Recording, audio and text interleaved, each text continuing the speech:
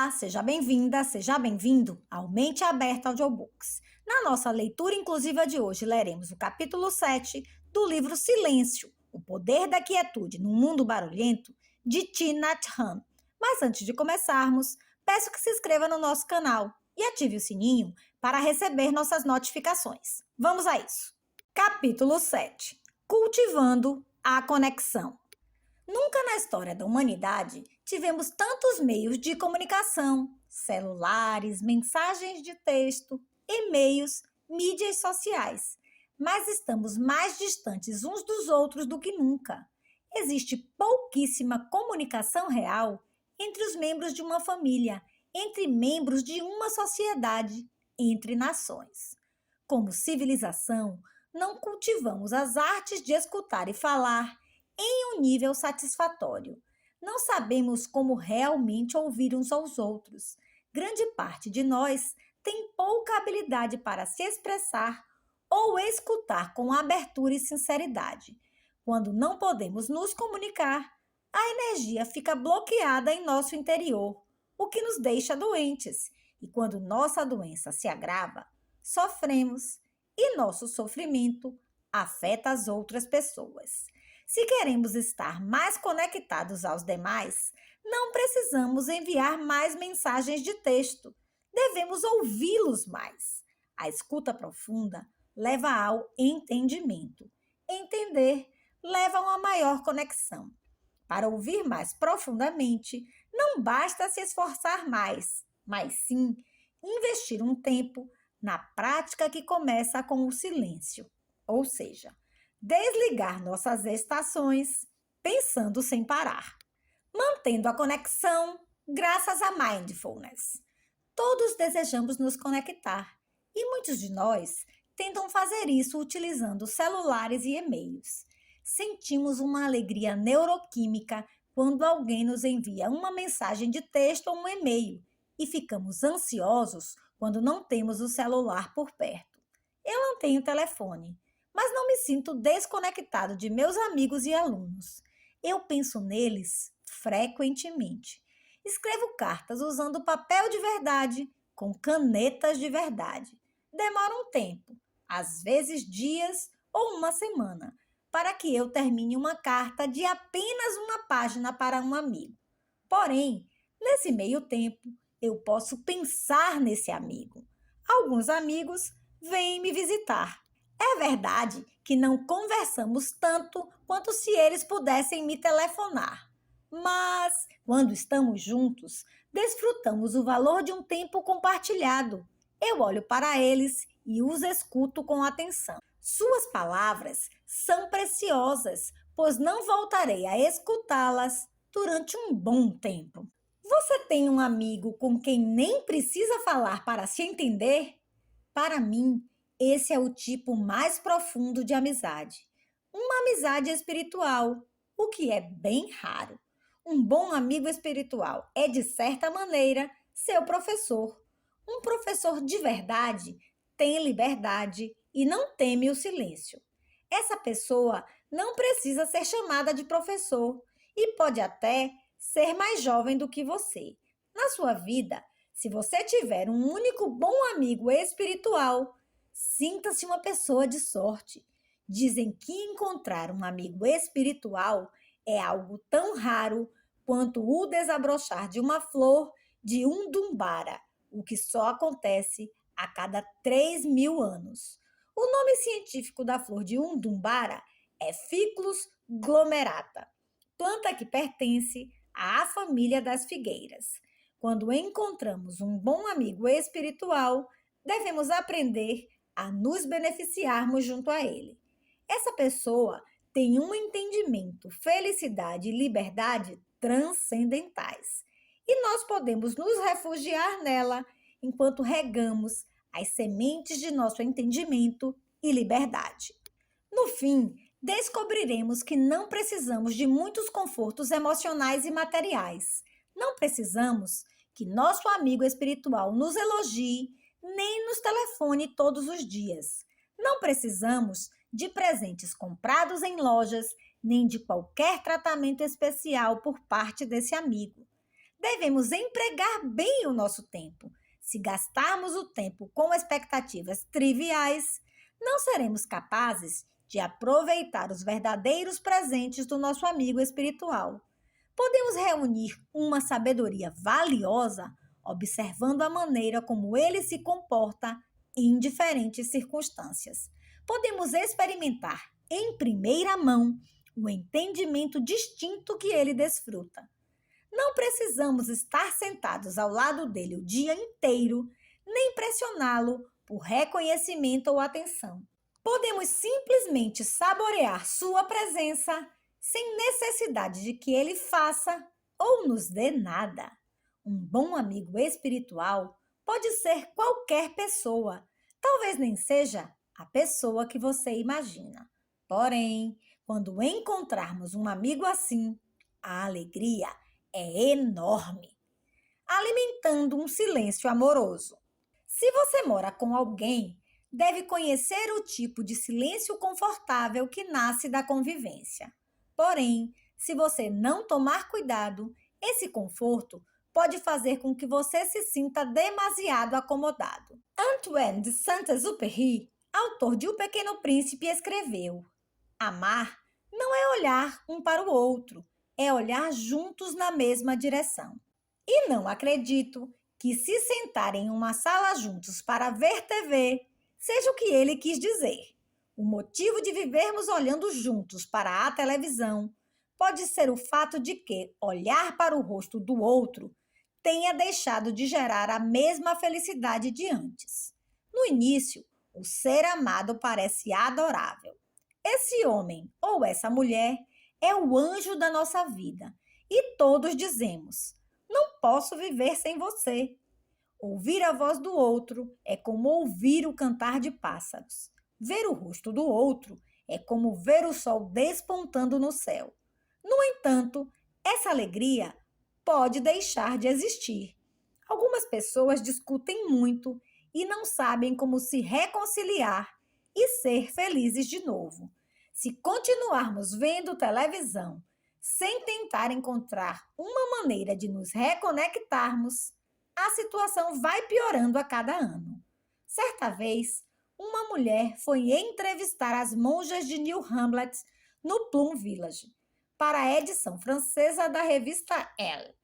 Enquanto a jornalista conversava com elas, eu me aproximei e ela aproveitou para me entrevistar, pedindo que falasse sobre meditação e mindfulness. Mas eu me sentia inspirado para oferecer um tipo diferente de exercício prático. E foi isto o que propus às leitoras da Elle. Esta noite, após o jantar, quando seu marido ligar a televisão, exercite uma respiração profunda, acalme seu corpo e sua mente, depois diga com um sorriso: querido, você poderia desligar a televisão? Eu gostaria de conversar uma coisa com você. Falando com amor, diga tudo isso a ele. Ele poderá ficar um pouco chateado, imaginando que você estará prestes a começar uma discussão ou algo parecido. Após ele ter desligado a televisão, continue sorrindo e diga: querido, por que não somos felizes como um casal? A gente parece ter tudo. Temos bons salários, temos uma linda casa e dinheiro suficiente no banco. Por que não somos felizes? Poderíamos passar uns minutos refletindo sobre isso? Nós começamos muito bem, éramos felizes. Será que, conversando, descobriremos por que nossa felicidade se foi? Poderíamos encontrar um caminho para que tudo melhore? Isso é meditação. Isso é a real meditação. Normalmente, apenas culpamos o outro, mas em um relacionamento, as duas pessoas são culpadas pelo curso dos acontecimentos. Às vezes, nenhum dos dois sabe como cultivar o amor e a felicidade. Grande parte de nós não sabe lidar com o sofrimento, não sabe ajudar a quem sofre. Portanto, eu disse às leitoras da Elle que, para que tal conversa fosse boa e produtiva, elas deveriam se preparar para dizer algo como: eu cometi erros, pensei, falei e agi de uma maneira que feriu nossa felicidade e atacou nossa conexão. Quando um relacionamento fica emperrado, precisamos voltar a nós mesmos e observar a situação com cuidado. Se conseguirmos identificar como a maneira que pensamos, falamos ou agimos fere o relacionamento, poderemos dizer ao outro que sentimos muito. Com sinceridade e conscientes, podemos expressar nosso desejo de recomeçar. A prática que descrevia a jornalista pode ser feita em qualquer casa. Ela começa com a televisão sendo desligada e com uma conversa. Usando uma linguagem normal, podemos observar cuidadosamente a situação que vivemos. Talvez seja de seu interesse dar início a uma conversa dessa natureza. Quando um casal está sofrendo e olhando para a mesma direção, não deveriam estar olhando em direção à televisão. Amantes verdadeiros devem olhar para a direção da paz. Deve ser um exercício diário para nós nutrir o amor e a ajuda mútua para lidarmos com o nosso sofrimento, de nossos parceiros e amigos e do mundo interior. As pessoas sofrem ao nosso redor e devemos oferecer nosso apoio. Isso é possível. Sempre que ajudamos alguém a sofrer menos, nossa felicidade cresce. Nos retiros do Plum Village, sempre existem casais que estão quase se separando. Eles participam dos retiros como uma última cartada e, após retiros de 5, 6 ou 7 dias, sempre surgem casais dispostos a se reconciliar. Isso nutre a felicidade de todos. Você e seu parceiro são amantes. Você pode sonhar, pensar e agir de maneira a evitar que os demais sofram. Quando souber nutrir a felicidade e lidar com o sofrimento que existe dentro de você e do seu parceiro, os dois poderão seguir em frente, ajudando outros casais. Isso é olhar para a mesma direção. Isso consolida e aumenta sua felicidade. A melodia do silêncio. Na música, existem 3 momentos de descanso, de não som.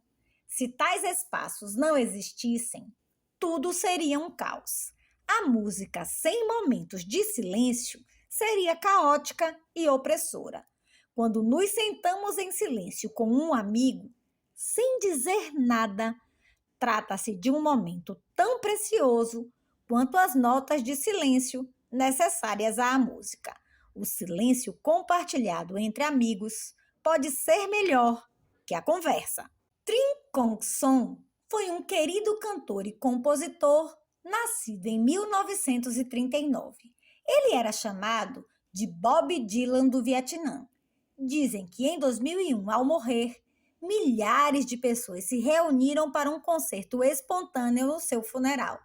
E tal concerto teria sido a segunda maior mobilização de pessoas da história do país, sendo superado apenas pela multidão presente na procissão funerária de Ho Chi Minh. Trin Kong Song estava cansado de ruídos, mesmo do ruído de elogios e aplausos. Ele adorava os momentos de silêncio e escreveu: existem alguns amigos cuja presença é como as notas silenciosas de uma música. Eles nos passam calma, liberdade, alegria. Não há necessidade de conversas tolas e sem sentido. Somos completamente nós mesmos e nos sentimos totalmente confortáveis. Trin Kong Song adorava os momentos em que se sentava com um amigo sem ter que fazer ou dizer nada, sendo nutrido unicamente pela amizade. Todos precisam de amizades assim. No Plum Village, adoramos praticar meditação sentada, sobretudo em comunidade, como uma família espiritual.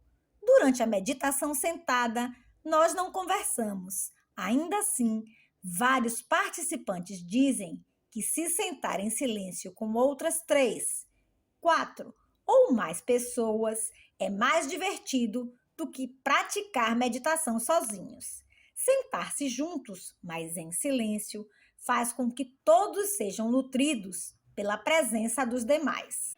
A clássica Lute Song, canção tradicional vietnamita, conta a história de uma mulher que está tocando alaúde, mas que de repente para. A música diz: Tutoi vo dan dan hu tan. Tutoi significa agora mesmo. Votan significa ausência de som. Tang significa para triunfar sobre. E Hutan significa a presença do som. A música diz que, quando a alaudista para, a ausência de som vence a presença do som. Ou o som abre passagem ao silêncio. Esse espaço entre notas é muito poderoso, muito significativo e mais eloquente do que qualquer outro som. A ausência de som pode ser mais prazerosa, mais profunda do que o som. Trincon Song sentia a mesma coisa. Um dos meus alunos me contou uma história similar sobre o saxofonista norte-americano David Sanborn. Em uma entrevista, referindo-se ao seu amigo saxofonista Rank Crawford e seu renomado colega compositor e trompetista Miles Davis, Sanborn disse: Hank entendeu que o espaço que deixamos é tão importante quanto o som que fazemos, e mais tarde, quando ouvi Miles Davis, fui atraído por sua simplicidade e seu uso do espaço, não que fosse necessário para preencher todos aqueles espaços.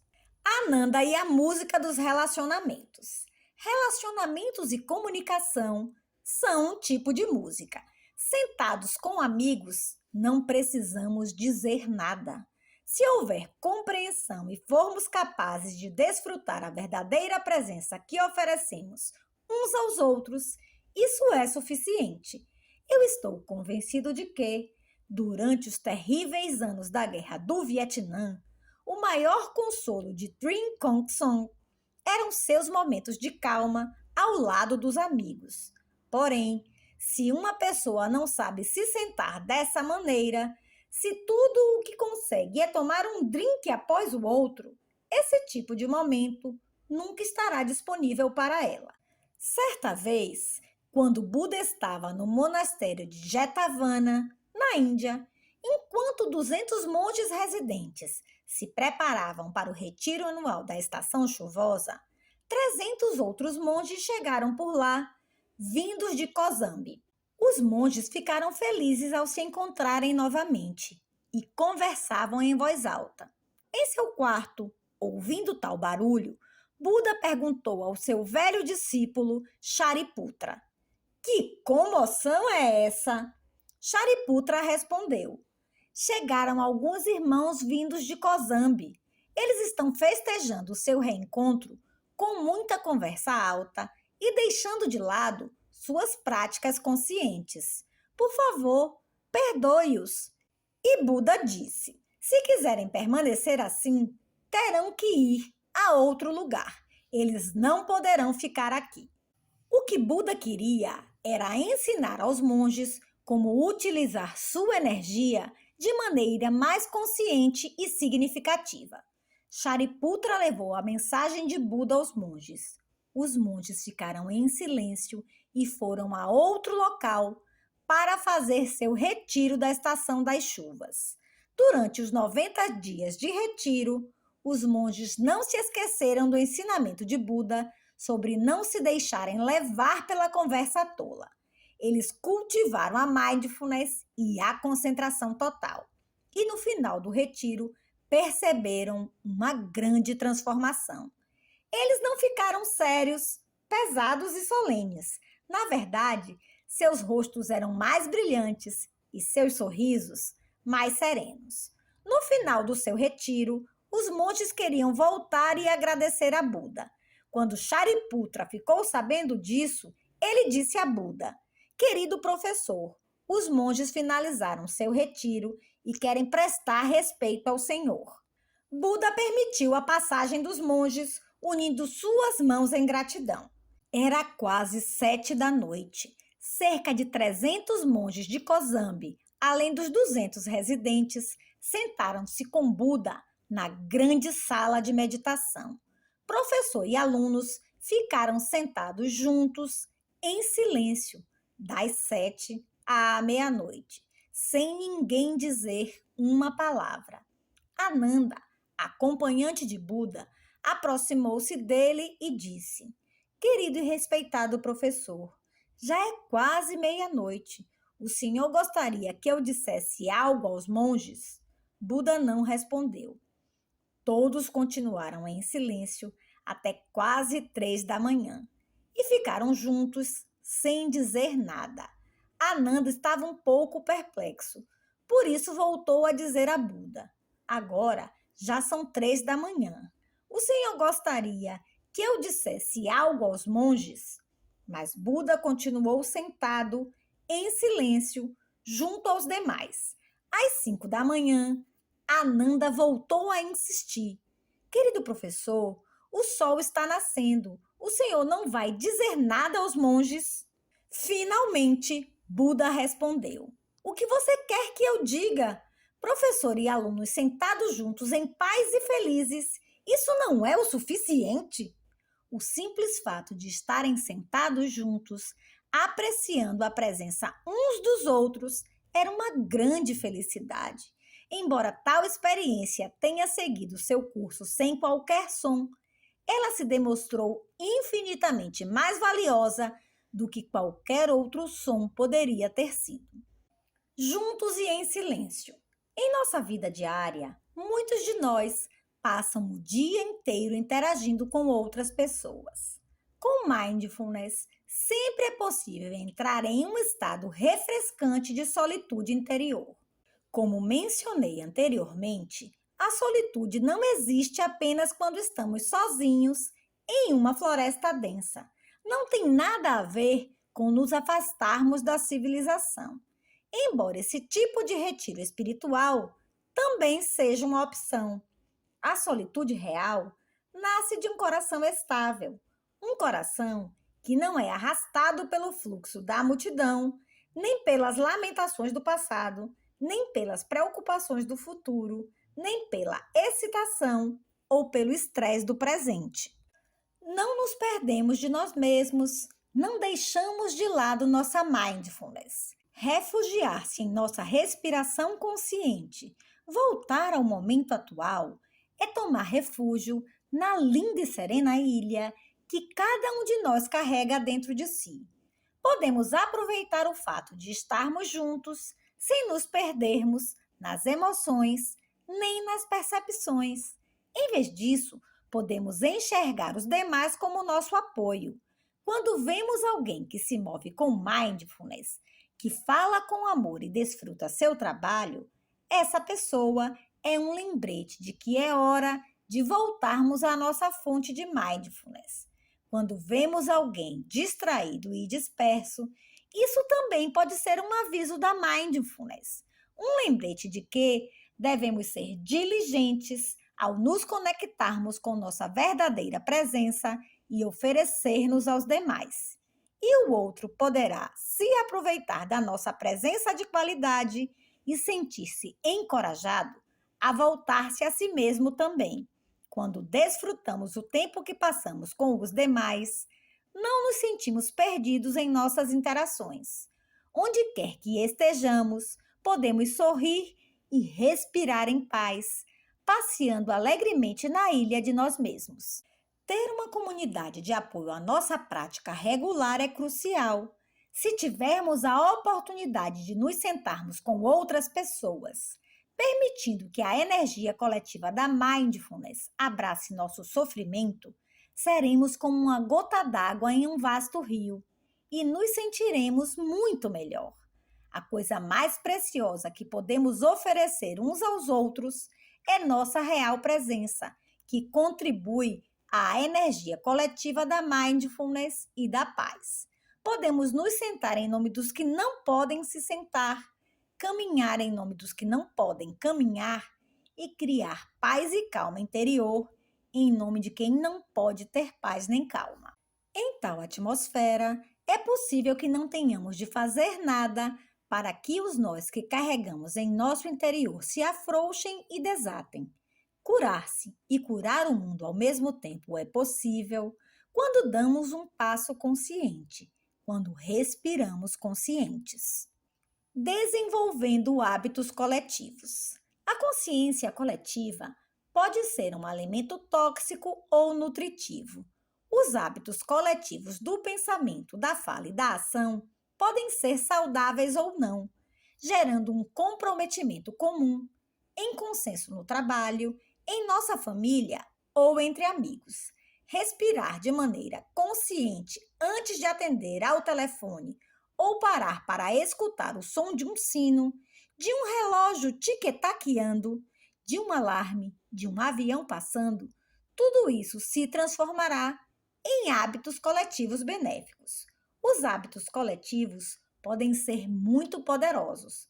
Podemos ajudar uns aos outros a abandonar hábitos antigos e nada saudáveis e a escolher uma nova direção. Juntos, podemos deter nossos pensamentos e focar em nossa respiração.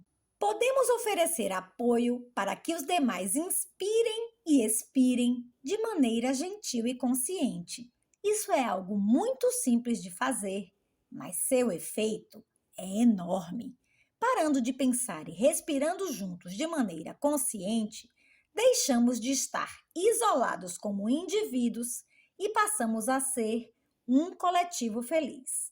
Não agiremos como corpos sentados, mas como uma comunidade, um superorganismo, um novo nível de energia gerado, um nível muito mais poderoso do que a energia que produzimos quando estamos respirando ou caminhando de maneira consciente, mas sozinhos. Quando permitimos que nossos corpos relaxem e que a energia da mindfulness e da concentração entre em nossos corpos, a cura pode vir facilmente. Ao sofrer uma frustração, abrir nossos corpos e mentes, permitindo que a energia coletiva da mindfulness e a concentração nos penetrem, pode ser profundamente curativo. Nutrindo os demais. Podemos aprender a gerar um silêncio poderoso e curativo, não apenas em nossas famílias e grupos de prática, mas também em nossas comunidades mais amplas. Se você é professor, deveria saber como alimentar esse tipo de silêncio nobre e revigorante em sua sala de aula.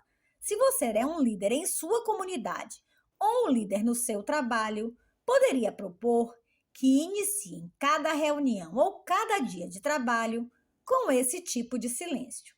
Em 1997, quando estive na Índia, visitei o presidente do parlamento e lhe propus que introduzisse tal prática nas sessões legislativas, oferecendo a todos a escuta do som de um sino, com todos respirando e sorrindo conscientemente. Eu sugeri que os membros do parlamento iniciassem todas as sessões dessa forma. E também que, quando as sessões ficassem agitadas, quando as pessoas não parecessem capazes de ouvir as demais, eles convidassem o sino a tocar para que toda a assembleia parasse de falar e praticasse a respiração consciente, pois dessa maneira poderia se acalmar e começar a debater e ouvir novamente. 10 dias mais tarde, ele formou um comitê de ética para supervisionar esse tipo de prática civilizada no parlamento. Se cultivarmos pequenos momentos de abertura em nossas várias atividades diárias, buscando esse tipo de calma, podemos nos abrir à liberdade verdadeira. Deixaremos de lutar por posições ou fama, imaginando que tais coisas nos trarão felicidade. Nós podemos ser felizes agora mesmo. Podemos ter paz e alegria neste exato momento. Mesmo se agimos assim nossa vida inteira e agora nos restam apenas poucos minutos antes de morrer, podemos deter nossos pensamentos, respirar algumas vezes de maneira consciente e então encontrar paz e tranquilidade. Mas por que esperar chegarmos ao leito de morte para estar presentes e desfrutar das maravilhas de estarmos vivos? Prática: sentar-se pelo prazer de se sentar. Algumas vezes as pessoas dizem: não fique sentado aí, faça alguma coisa. Elas estão implorando por ação. No entanto, a prática da mindfulness muitas vezes diz: não fique fazendo coisas, fique sentado aí. A não ação, na verdade, também é um tipo de ação. Algumas pessoas não parecem fazer muita coisa, mas sua presença é crucial para o bem-estar do mundo.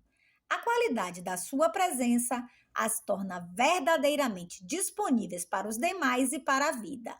A não ação, para elas, está funcionando. Certas vezes, você sente vontade de parar e não fazer nada, mas quando surge uma oportunidade, você não consegue desfrutá-la. Em grande parte, isso acontece porque a nossa sociedade é muito orientada por objetivos. Estamos sempre seguindo uma direção e com um objetivo específico em mente. O budismo, por outro lado, nutre certo respeito pela falta de objetivo iluminada. Tal ensinamento diz que não devemos colocar um objetivo à nossa frente e correr para alcançá-lo, pois já temos tudo de que precisamos dentro de nós. O mesmo vale para o ato de se sentar. Não se sente para atingir um objetivo. Cada momento de meditação sentada nos traz de volta à vida. Seja lá o que você estiver fazendo, regando o jardim, escovando os dentes ou lavando pratos, procure fazer tudo dessa maneira. Faça tudo sem um objetivo. Podemos ter um desejo, uma meta, mas não devemos permitir que isso se transforme em algo que nos impeça de ser felizes no aqui e agora. Sentar-se em silêncio pode não ter um objetivo e ser algo maravilhoso. Você também pode praticar a meditação guiada sem um objetivo. Eis uma meditação que ajuda a cultivar a espontaneidade, o frescor, a solidez, a clareza e a abertura. Inspirando, eu sei que estou inspirando. Expirando, eu sei que estou expirando. Dentro, fora. Inspirando, eu me enxergo como uma flor. Expirando, eu me sinto renovado. Flor, renovado. Inspirando, eu me enxergo como uma montanha. Expirando, eu me sinto sólido. Montanha, sólido. Inspirando, eu me enxergo como águas plácidas. Expirando, eu reflito as coisas como elas são. Águas refletindo. Inspirando, eu me enxergo como o espaço. Expirando, eu me sinto livre. Espaço livre.